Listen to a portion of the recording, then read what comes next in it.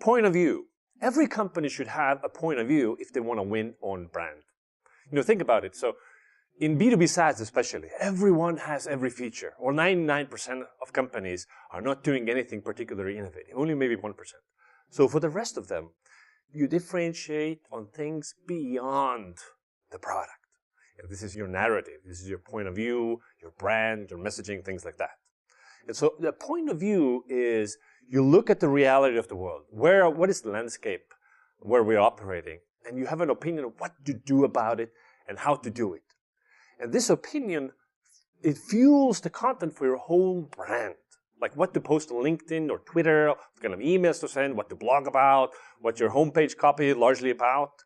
It all stems from your opinion. And the more controversial your opinion, the more it will stand out from the noise. Because like in 2010-ish, content marketing was often like, oh, you have a problem, you need, well, I don't know, let's say an SEO example is like, you need more rankings, this is how you do SEO. It's just very objective, factual, right? Today, if you just want to write more SEO content on how to rank higher, it's just, it's been done to death, right? And everybody's writing about it. So your content will just drown. But if you come up with an opinion, and maybe it goes against the grain, against the mainstream opinion, you have a chance of standing out. Let's look at an example.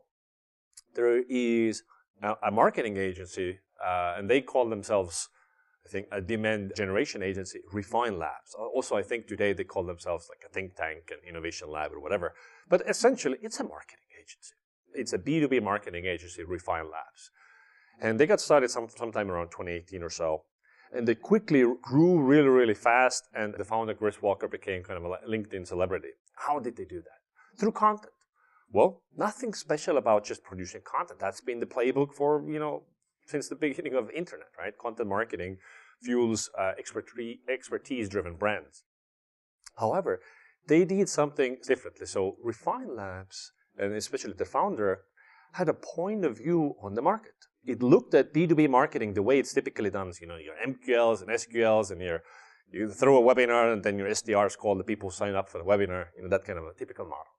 And he said, bullshit. This is broken. This is wrong. You shouldn't be doing that. And people are like, what? I've been doing lead scoring and MQLs, and that's how the whole thing works. And then he's like, well,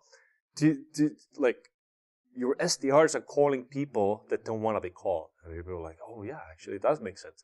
And he had all these controversial points, and he was just not shitting on the way things are done. He said, there's a better way to do it. This is how you do it. And his whole content for years, and he embraced just one particular channel, which was LinkedIn, to voice his opinions. And of course, you do what's suitable for your brand, but you create content with an opinion about what's broken and what to do about it. Right? And that what to do about it is controversial. It went against the mainstream, and he got a lot of attention. And now Refine Labs today, at the time of this filming, is like 25 million revenue, 125 employees in the 4 years for an agency. That's very impressive. Another example I would say is Firstbase. So this is kind of a SaaS, B2B SaaS company. What they do is they ship equipment, furniture, computers, etc., to your remote employees. And so it's like a management platform where you manage, whatever you want to send to your remote employees. And if you look at their CEO, who's active on Twitter and LinkedIn, it's also very point of view driven marketing. So their point of view is that, COVID happened, everybody went remote, and losers are going back to the office. Winners are embracing remote and going all in. And all of the content that they are posting is about what has changed and like pushing the idea that remote first is the way. Winners are going remote first. Losers are trying to bring back the old times.